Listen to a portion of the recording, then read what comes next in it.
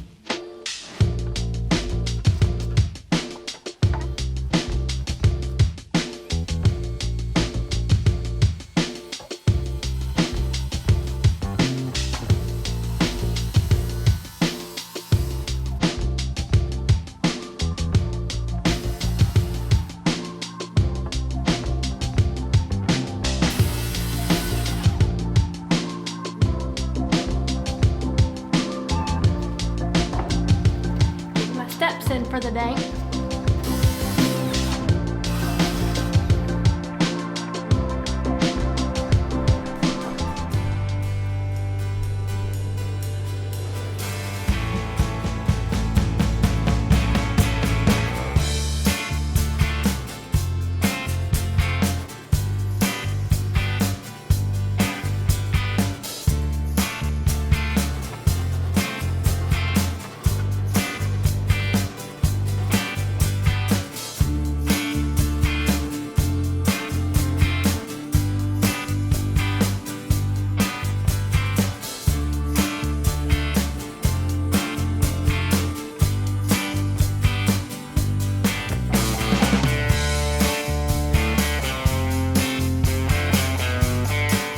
This wood is called African teak, or sometimes also called Iroko, and it is so oily like teaks are, but it makes it so hard to push through the jointer because it's constantly like sticking to the jointer bed even though it's freshly waxed. That was very difficult to push through there. But now it's time to move on to surfacing on the other side using our brand new planer that Molly and I just recently invested in at the end of the year. This is a Grizzly 15-inch helical head planer. We have a helical head jointer, but we've been using a like rigid lunchbox, like tabletop homeowner grade basically planer for years now. And it works, but it's so loud. It fell off a table recently and, well, it's sort of janky now. But it has straight knives and it really struggles with figured woods and harder woods like this stuff. And it was about time that we bit the bullet and invested in a bigger, nicer machine. And so we went with this one. And it's our first time ever right now using it to see, I don't know how well it does. I'm pretty excited about it because this should increase our efficiency and quality by a pretty good bit. So let's give it a whirl. Well, this was not planned. I bought this like 70s model planer a couple years ago, probably at this point. It's rusty, it's in bad shape, it needs a lot of work, but I'm gonna try to rescue it before we buy a new planer because it's got a lot of potential. And after looking at how many parts and things the older planer that we bought used needed, it just made more sense to buy this one. Well, it's the same price to upgrade the old one Yeah, and to buy the new one. This was to buy the new one, which is crazy. Yeah, we took advantage of a sale that was happening, and here got she a is. got a decent deal on it, and here she is. So let's fire it up and see how it goes.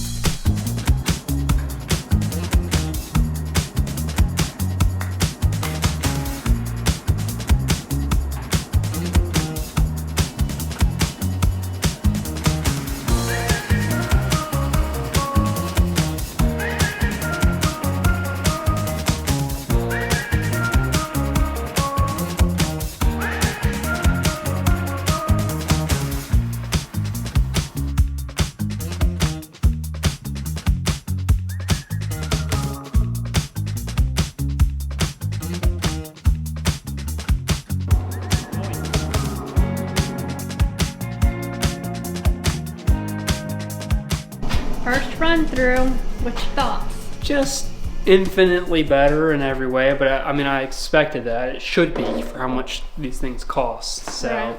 you know, and that's a really oily, sort of softwood, and it's cut in such a way, it's flat sawn, so it's got a lot of cathedral grain, which means like you see the grain wrapping around in the board instead of straight lines, and with that you have even more prone to having tear out. So the fact that it did as good as it did, I'm happy with that. I expected that though, because our jointer is Shop Fox and Grizzly are the same thing, and our Shop Fox jointer has the same cutter head, and it has always done extremely well. So I'm happy so far with the purchase. I actually went with this one because of a video I watched of Jay Bates, and I would have never thought to buy this planer without watching that video. So if you want a lot of information about these, check the link in the description below. He has an Oliver version of this one, and it's virtually the identical one,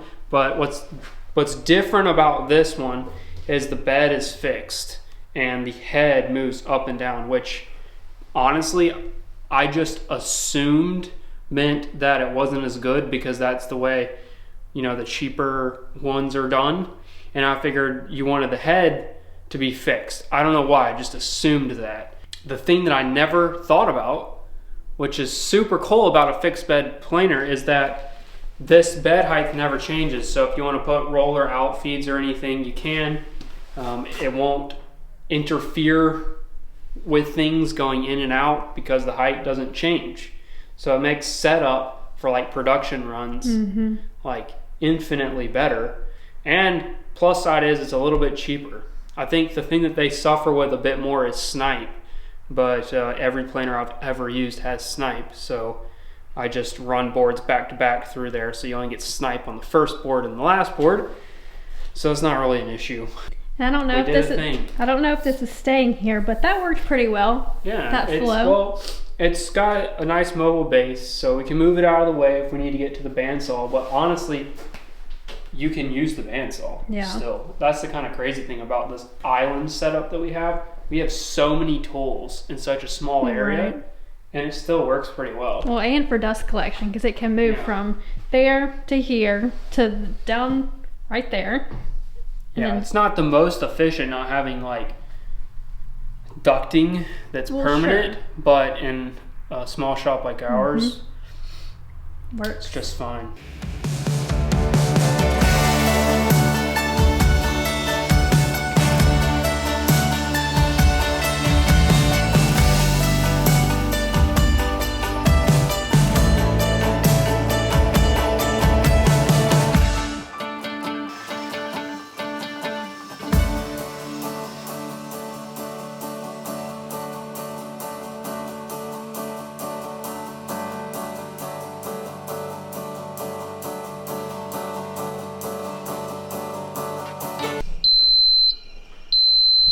This happens way too much. The most annoying. Chill.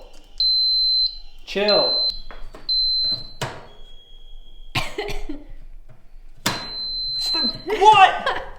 How is there still power? Did the main power disconnect? You have got to be kidding me. This thing fills up so fast. We already emptied this once today. It fills up incredibly fast. if you don't catch it, like, this is best case scenario. When we run the CNC, it has a lot more fine dust, and so that side fills up faster than the big side. And if you don't catch it, normally what happens is that you fill up from the bottom of the filters up, and that's the reason why the cover is off. This is the cover of the dust collector. It happens so often that I just took the cover off because I have to remove the filters and like get it all out, because the sensor is only over this big section. So if the fine dust fills up before the big dust does, then it just dumps over into the filters, and you've got a nightmare on your hands. Which we've experienced. A lot. Like, enough to where I literally keep the thing half taken apart. Oh, wow. Oh.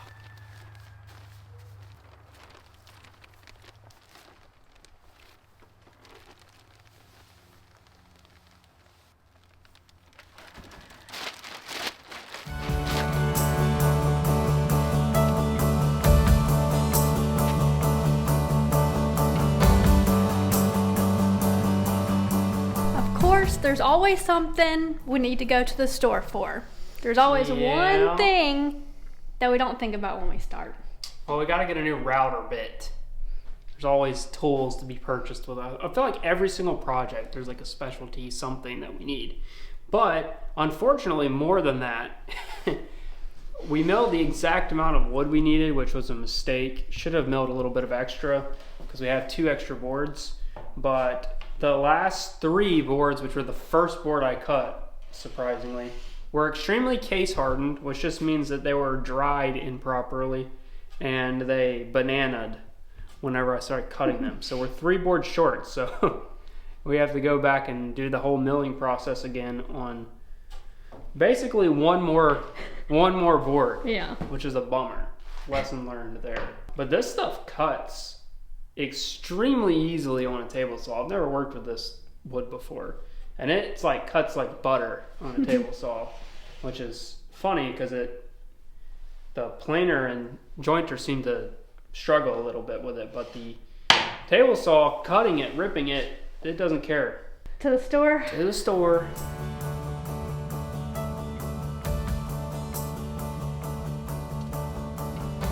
They're probably in here once a week recently. I hope they have it. Right.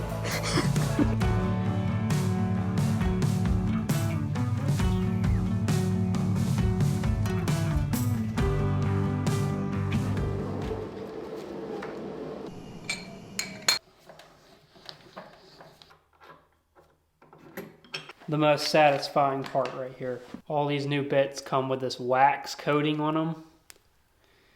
It's so nice when you take it off. Come on.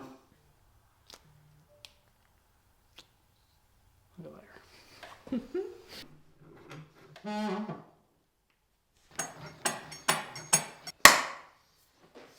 Always a test run. Gotta do a test run. The goal of this is to create a scoop out of the corner and create that sort of like boat deck look. So there's actually a better bit called a cove bit for this as a bearing and everything, but we probably wouldn't use that very often. So we bought a bit that is designed for making bowls on the CNC, but it should do the same job here on the router table, and we'll be able to use it for other things.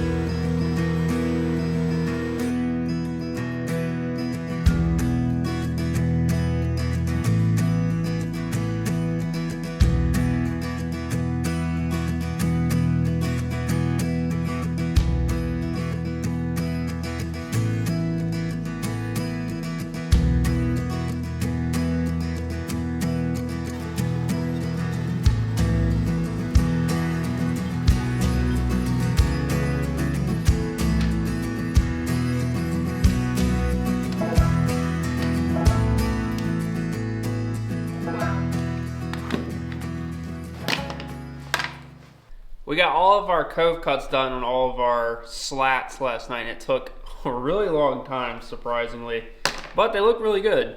And they kind of like went with a in-between height and depth measurement, so they're kind of like a, I don't know, a unique profile, I guess. But I think they're going to turn out really good. We have some extras here, but today we've got to get our plywood cut. We're using Akume marine grade plywood, which is going to be like the substrate that goes underneath all of this that these get screwed to, and that'll get fastened to the actual back of the Land Rover. And just get started on cutting this sheet out. I have to fish it out. I don't remember when we bought this, but it's been a while. Oh. Sometimes this works. That was before we put this cabinet here. It's gonna be those right there that are gonna fall. These? Oh yeah, she's coming out.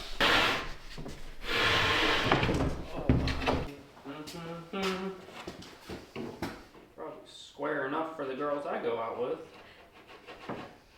Dylan.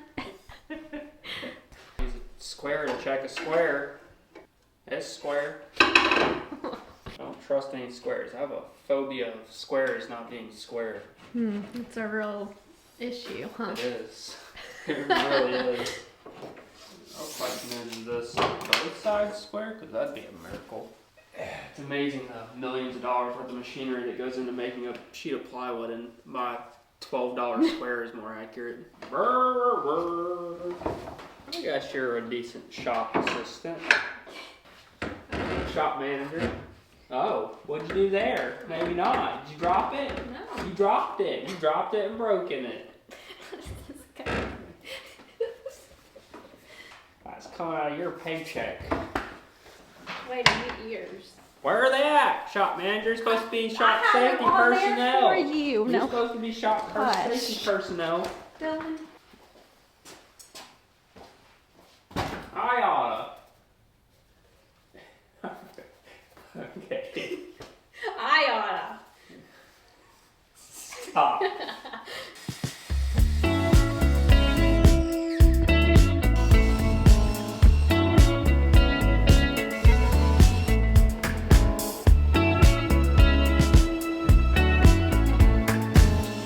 This is the most dreadful part of any project. Yep, here we go. Gotta sand every little crease of these things in preparation for finish. And every edge.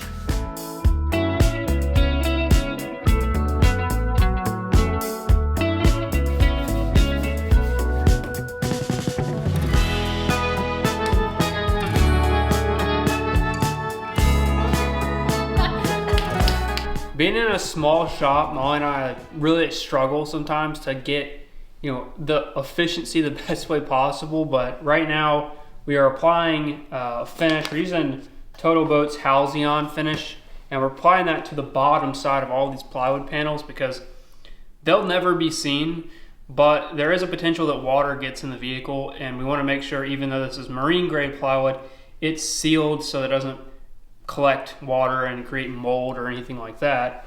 So this is just sort of a utilitarian finish, basically, but it means we can't really work in here. So Molly and I have actually been working on converting a 40-foot shipping container into extra workspace for exactly things like this, and y'all see more of that in the future. But for now, we're stuck with sort of finishing stuff, and while it's finishing, we can't really do anything else. Yeah. It's way too cold and it's raining outside to leave it outside or anything like that. So it just is the reality that we're in right now. We'll have to work around, but we're going to apply some finish to the bottom of these, and that way tomorrow when the Land Rover actually gets here, these will be dry and ready to be fully fitted and fastened in place. What are we doing? Well, we're kind of experimenting, but I'm hoping that it's a one-time experiment. I'm V-carving the Land Rover badge, which is this sort of like vintage identifier badge that has the number, like the manufacturer number. We're going to inlay that into the floor of this Land Rover with this Land Rover's actual number in it, which is going to be pretty neat.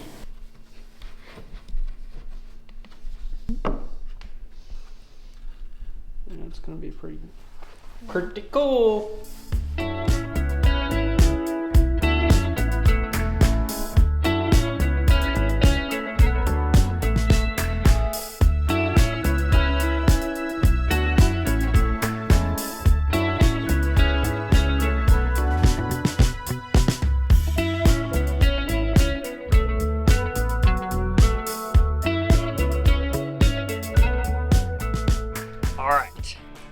Just go ahead and prepare yourself how cool this car is. You ready? Check it out. This is a Land Rover Defender. This is actually one of very few automatic Defenders, so let's take a look inside. It has an automatic transmission, which is really rare. Has a lot of creature comforts that you wouldn't normally see in a car like this. But what we're going to be doing is back here in the back. We're going to be turning this entire bed back here into a teak floor and seats, and the customer has already applied this sound dampening material, so we're pretty much ready to go. We can start cutting out our pieces to fit in here for the plywood and get everything custom fit, and then we can put all of our teak boards on top of that. Pretty slick. I want this car. 27 1/4 by 14 1/4.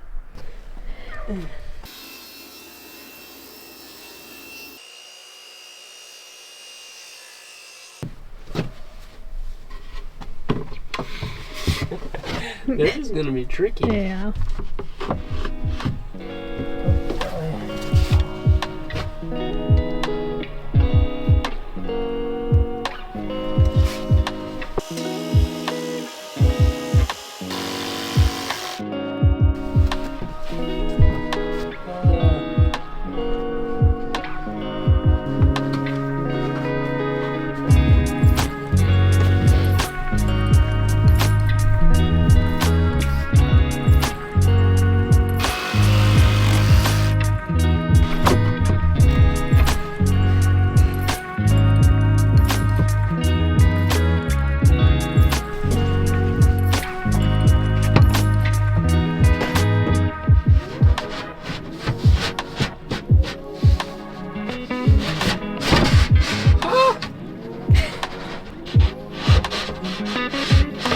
It already looks so cool with this plywood in here, and now everything's fit. So I finished up on this side, and we just have to secure these in. But if you notice, there's all that sound dampening material under there, and also we're really trying not to like drill through the body or anything like that, because it's already been waterproofed and all these stuff. So what we're doing is we're using VHB tape, 3M VHB tape, which is a double-sided tape.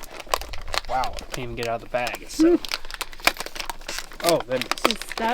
This stuff is no joke. This is what they use all the time in basically building cars and all sorts of applications. This stuff holds a tremendous amount of weight, and it doesn't really need to hold any weight with this. It's really just to keep it from shifting or moving around. All of our teak pieces will get mounted to those, and that way there's no protrusions going through the vehicle. And if they have to take these out later, you'll just have to pull these whole panels out and replace the tape. Well, I think that worked. What you think? Looks good. Because now I have to fit every single piece. Yeah. All right, so I've got 2 of the teak planks here already put down, and I did that off camera just to sort of figure out how all of this was going to go. And what I've been doing is using a pin nail with glue, and so I won't actually have to have any exposed fasteners, which is awesome. I was hoping I didn't have to, but there is a little bit of some trickiness going on here in that has a 5-degree angle back there, and this has a 2-degree angle because this seal here is on a bit of an angle to let water go away, and we're eventually going to have some trim that comes up over that, so it has to be at the same angle. And then that back piece of plastic for the center console is also angled. So these next few ones should go pretty quick. Just have to cut the 5-degree angle, slide them up, make a mark, cut them off on that 2-degree angle. But then, as you can see, as soon as we start coming over this way, we're gonna have some really tricky boards to get to look nice. And, you know, I don't know, it's gonna be kind of tricky. I think we're gonna have to probably make some sacrifices when we get back to that area, you know, just to make things look as best as we can.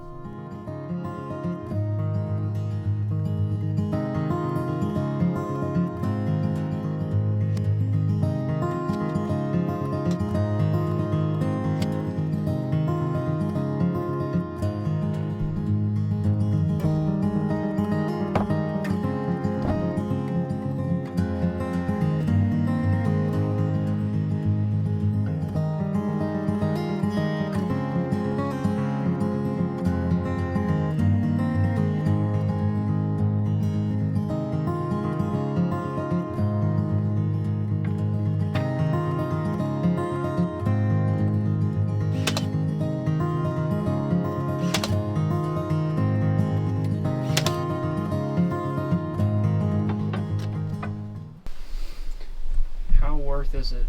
How worth it? Words are hard. Yeah. How worth it is it to describe it underneath that bar? Will it look just sort of like intentional or not intentional, or would it be more intentional to have it like this? How good do you think my scribe eye is? We're about to find out.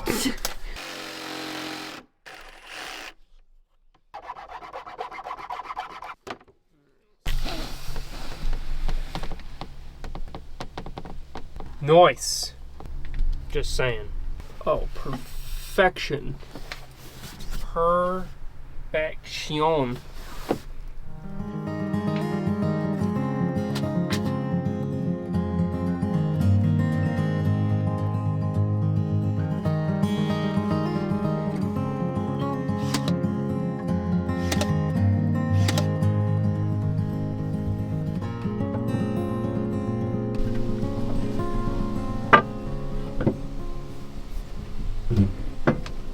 Perfect. I mean, can you get any better? We're on a little bit of a time crunch today because we're expected to have some really bad storms here in a couple hours, and I'm like this because the wind is so bad. You probably wouldn't be able to hear me otherwise. So we only have 4 or 5-ish. Yeah, 4 or 5 more boards to do and then finish. So we're gonna work as quickly and get as much done as possible.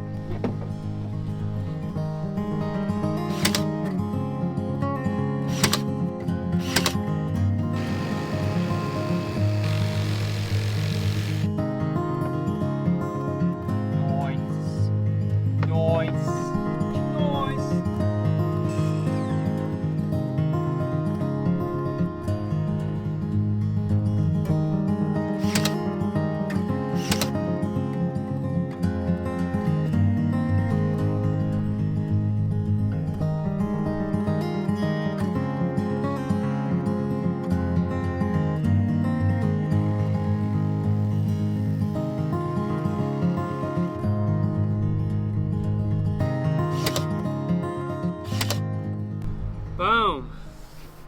Done. Kind of. Done with that.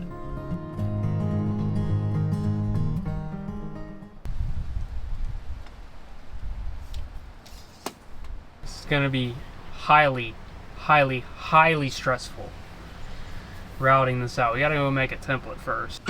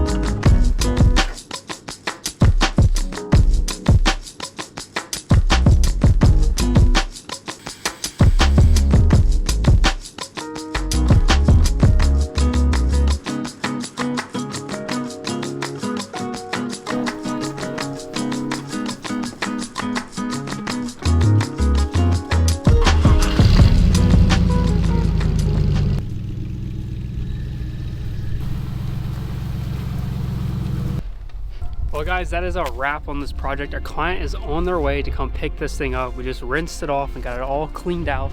And prepare yourself for some awesome final shots and farewell to our dream car.